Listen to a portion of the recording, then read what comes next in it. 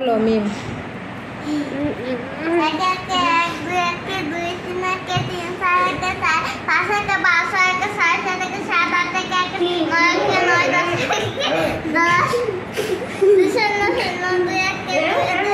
মিঠুন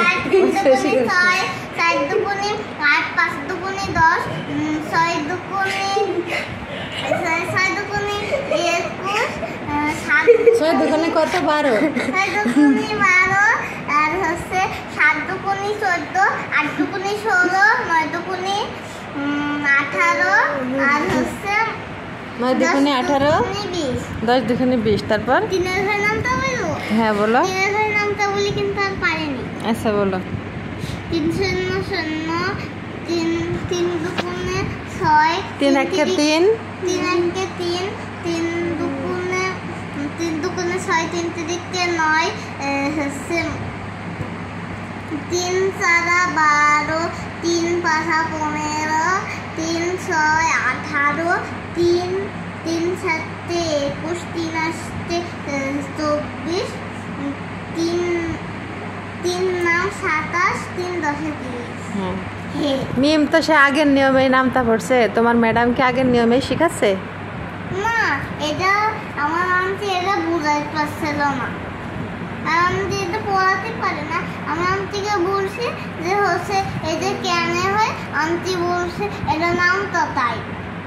এখন আব্বু বলছে এটা কেন হয়, আব্বু বলছে 3টা 3 যোগ করলে 9 হয় ওই জন্য। হ্যাঁ 3 তিরিকা 9, তার মানে কি 3টা 3 যোগ করলে 9 হয়, তাই তো? আচ্ছা 3 4 12 কেন হলো? কারণ 3 4 12। হ্যাঁ 3 4 12 কারণ কেন হলো বলবো? হ্যাঁ 3 4 12 ও কারণ 3 আর 4 3টা 4 যোগ করলে তো 12 হয় ওই জন্য।